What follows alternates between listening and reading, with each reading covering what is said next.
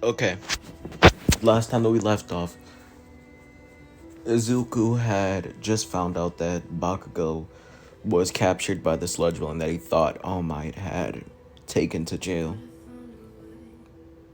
Now, before any of that, again, join my Discord, and yeah, I hope you enjoyed this video, and with that said, hit that intro. Wanna ask his bitch ass that, but that nigga dead for real. Been a nigga block the windows down, but I like jumping out. You clap first, I'm still coming, bitch. We just gon' spark it out. Run the opposition down and knock his fucking tonsils out. Lil' bro smooth his ass, that nigga dead. That's what that chopper about. We ain't ducking shit, bitch. What it is? Let's bring them choppers out. Pull up to his crib, that's where he live. Oh yeah, we popping out. Ain't no questions asked, bitch. I'm a blast. They know I'm rocking out. When this chopper flash, boy, that's your ass. Ain't shit to talk about.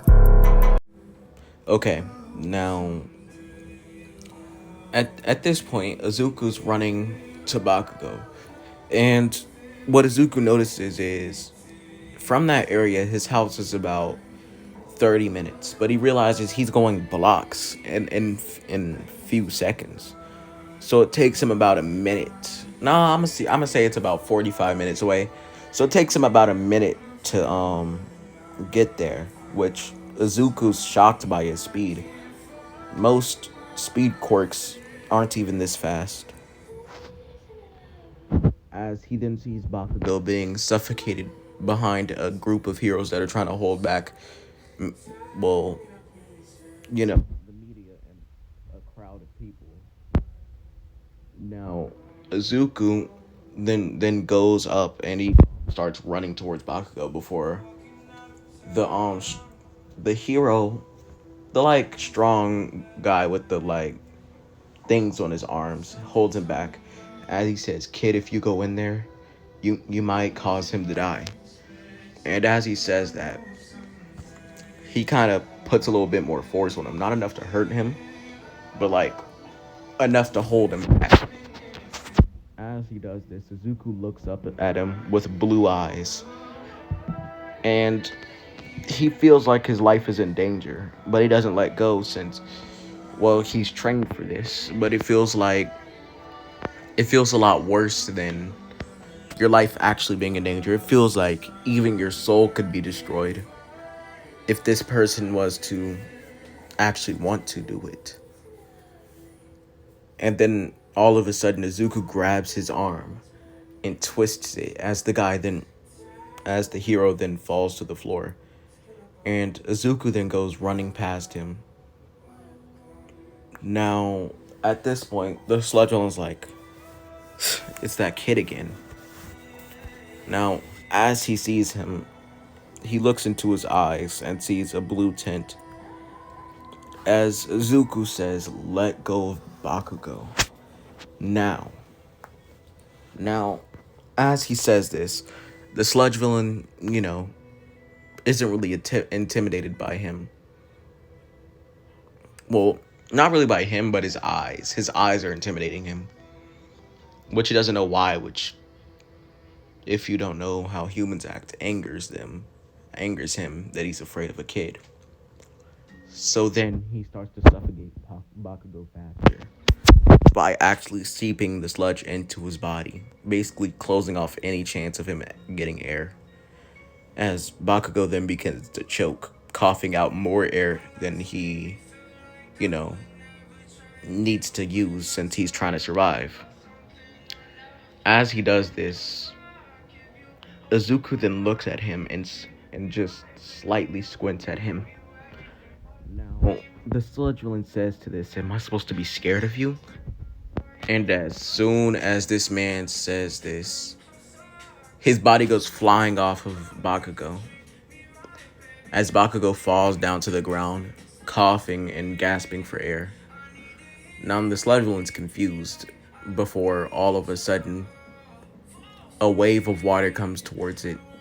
And the sludge villain is, calm since, it's made out of sludge. And it needs less air, but the sludge villain still needs air. Now, as the water hits him, the water doesn't just go everywhere along with the sludge villain. No, it goes into a ball, like an orb, kind of like the jutsu that Zabuza had Kakashi in. Now, as it's like this, the sludge villain then starts to suffocate as the sludge villain tries to get out, but every single time it pushes its body against the water, it keeps on being pushed further into the middle. Like the more strength or the more force it uses, the more powerful the water around it gets. Now, as this happens, Izuku then holds this until the sludge villain passes out. Now, as soon as this happens, his hero wanted to be side kicks in, and he drops the sludge villain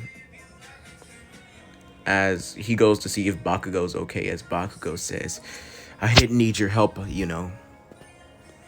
And as he says that, Izuku says, "Yeah, I know, but it was better than watching you struggle." As Bakugo was shocked that Izuku said this because, well, he's never been this daring. It's like as soon as his eyes changed, his demeanor and the way he carried himself was different. The way that he talked to people, everything, just completely different. Now, at this point, Bakugo just scoffs and then gets up as he walks towards the heroes. And as he does that, the heroes walk up to Izuku and basically take him down to the police station. First off, for assaulting a hero, and second off for almost killing the sludge villain.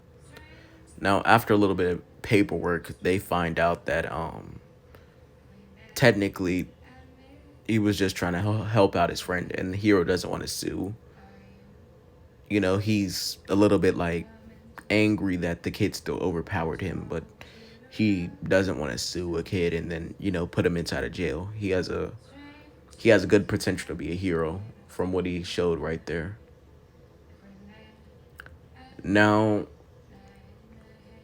Izuku starts to walk outside the police station as a giant figure jumps in front of him, and he sees that it's All Might. Now, as he begins to talk to All Might's basically like, "I saw the bravery that you showed back there. Even though the sludge villain tried to suffocate your friend and take over his body, you still didn't kill him. You showed him mercy. And you also showed that you're not afraid to do anything for your fellow man. So, young Midoriya, I would like to give you my quirk." Now, as he says this, Izuku's eyes kind of take like a sparkle look, but also confusion at the same time, as he asks, "What do you mean? You can't give someone a quirk?" And as he says this, he explains like the thing about all for one, and I'm just gonna explain it for once. He said, "One day there was a man, and that man had a brother. Now his brother had many abilities, and this brother wasn't exactly jealous, but he had no ability.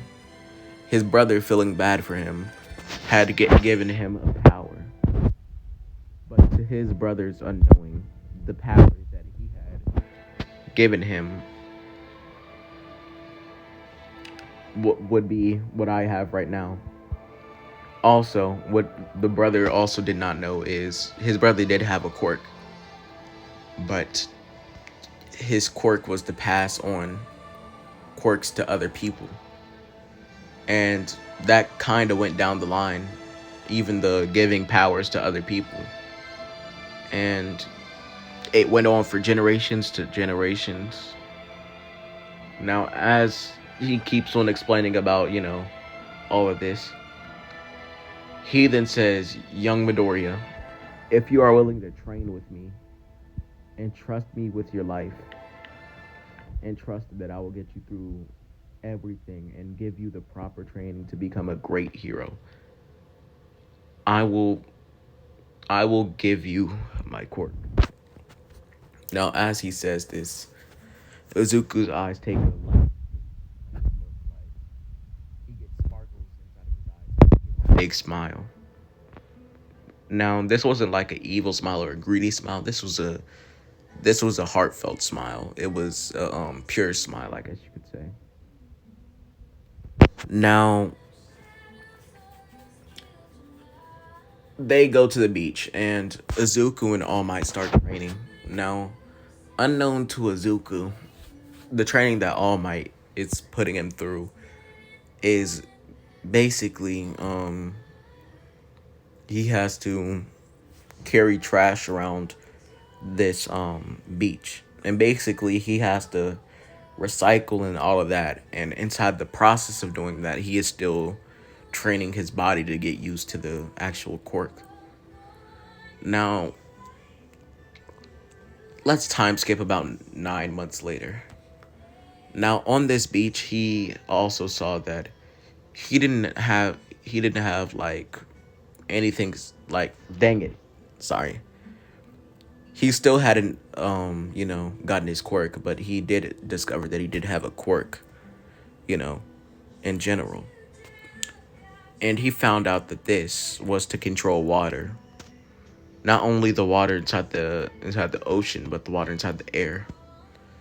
Now, Azuku, being smart, knew of ways to manipulate this to be one of the most, if not the most powerful quirk ever.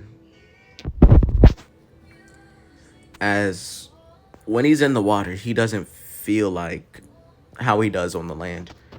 He feels like he was never truly breathing in the water. He was never really truly breathing on land. And in the water, it feels like he can breathe, clearly, like no holdbacks. And he also noticed that it's not just that he feels like he can breathe underwater. No, he can actually breathe underwater. Also, he doesn't know what it is, but inside the water, there's something that is, I guess you could say, trying to lead him towards it. But Izuku, being Izuku, thought about, what if this power is evil? What if it's a sea creature? What if it's something that could really get me hurt? So Izuku decided to go against, trying to find whatever it was. But he feels like he made the wrong decision. But on the other hand, he feels like he could have really gotten hurt if he would have went after it. So Izuku then starts to train his water abilities, you know, like for the next month. Now, this does involve him being able to walk on water, kind of like Jesus. Looks actually like him. Like he doesn't really have to control his powers to walk on water. It's kind of like knowing a second language by heart. It's just there, and he can do it. Now, anyways, okay. So at this point, it's the UA entrance exam. As he's about to leave the house, his mom gives him a kiss and says, "Good luck." Now he then goes, to the area as he then begins to see all these people with quirks and feel like he doesn't know why. Like he's not normally like this, but he feels like I could beat them. Like I could drop every single one of these guys without a problem. So he then does a few more things. He meets a girl. He doesn't know her name until she she says, "Oh, how rude of me. By the way, my name is Ochako Uaraka." Now, as she says this, he then shakes her hand, and then he says, "Oh, hi, my name is Izuku Midoriya." And as soon as he says that, he then turns around to hear a hero on the mic on the intercom, and basically, it was basically an intercom and like speaker on his body, and basically, it was that hero. I don't know his name. I ain't even gonna cap. So basically, he started saying, "You're gonna take a written test. We're gonna and then you're gonna take a physical test, and we'll tell you what's gonna happen on the physical test once it's time. And if you pass both of those, then you will most likely become a hero. Well, you'll be able to go to UA, not become a hero. You'll be able to go to UA. Sorry, I'm just struggling right now.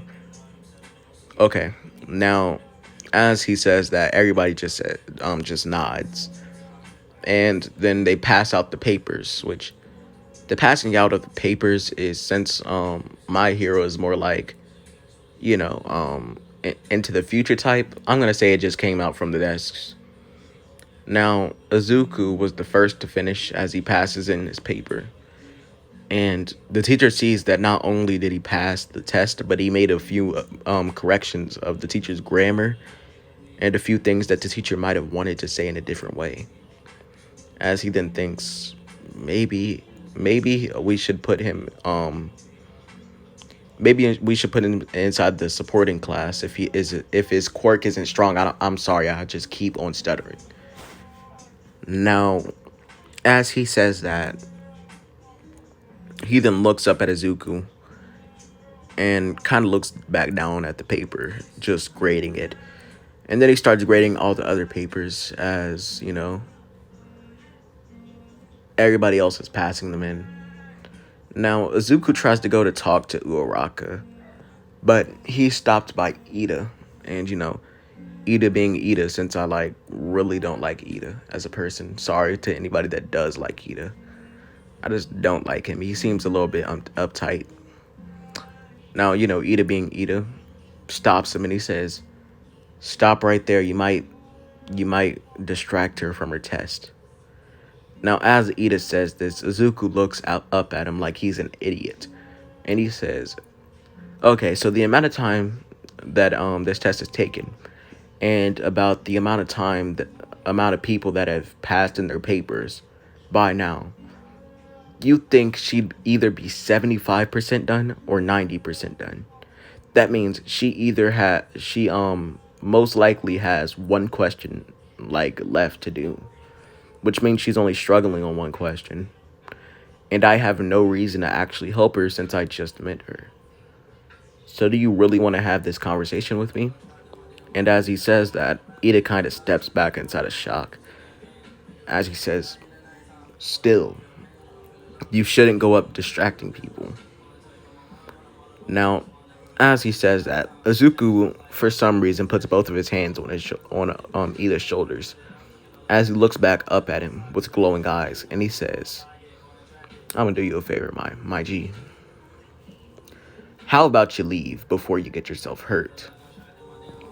Now, as he says that, Ida kind of looks up at him in shock as he says, "Are you threatening me?"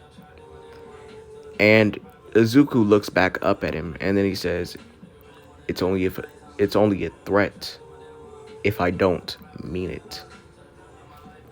Now, as he says this, he kind of looks up at Ida with blue eyes, as Ida kind of, in shock, just completely stops. And Izuku goes walking past him and pats him on the back as he says, "But good try, buddy." And then he continues to walk forward. Now, Uraraka just finished her last question, and Izuku goes to have a conversation with her. As they have their conversation, everybody else finishes. And at this point, it's time for the physical test, as they were explained what the 0-pointer, the 2-pointers, the 1-pointers, and the 3-pointers were.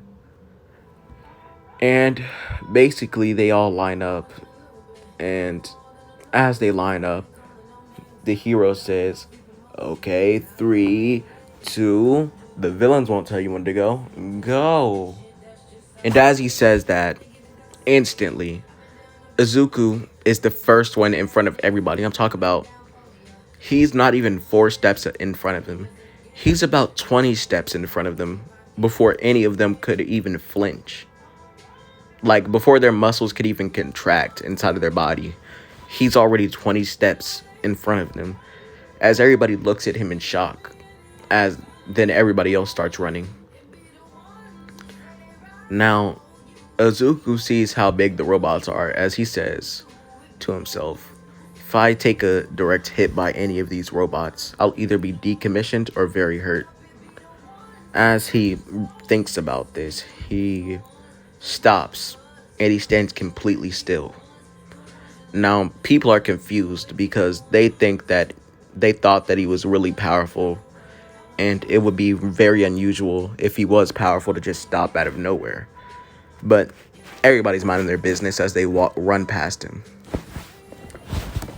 Now, as they run past him, the ground then starts to slowly shake. Now, everybody looks around inside of confusion until they look at Izuku and notice there's a kind of dark blue aura around him. As the closer they get to him, the harder the ground shakes. And as soon as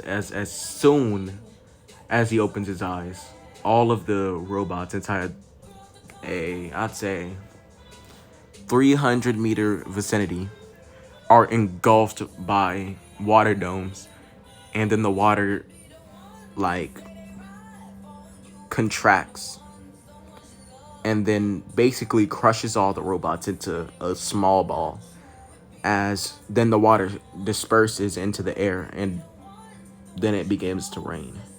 Now, instantly from that one attack, he already has about 600 points alone.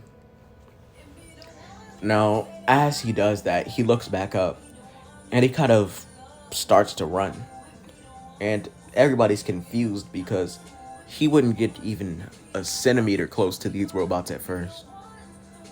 But since Izuku's so smart, he then begins to run on air. I mean, like, literally run on air.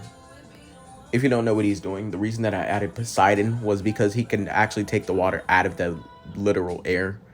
So Izuku's using the water inside the air to run onto. Now, as he's doing this, he then shoots multiple water blasts at multiple robots, destroying them. Basically taking people's robots or kills and or points. And he's not doing it like on purpose. So if he sees he's done it to a person like more than once, he like completely stays away from that area, since Izuku's still Izuku, my fault. Now, he then snaps his fingers as every single robot, again inside of a 300-meter vicinity, just blows up like completely. Now, as that happens, Izuku then goes plummeting back down to the ground, feet first, as he lands on the ground, and it only feels like he jumped from, it feels like he jumped from a small, like a small, I'd say the impact was like jumping off of a swing. It wasn't like bad at all. Like, the least that it could do is hurt his legs a little bit, or just strain his legs. Let me say strain, not hurt, but strain his legs. Now, as he then gets back up, he then feels the vibrations of the earth. Now, he looks up and he sees the 0-pointer, as he kind of gives a toothy smile, which is extremely unlike Izuku. And then when he gives this toothy smile, he's getting ready to attack it. But right before he does, he hears a scream, and he looks over, and Uraraka is underneath some rubble, as he then thinks, like all the other MCs that I made, how did she get trapped with a gravity quirk at that? And then he just stops, and then he's like, well, that gives me more reason to destroy this robot. Now, as he says that, he then begins to run at top speed, which top speed I'd say would be about,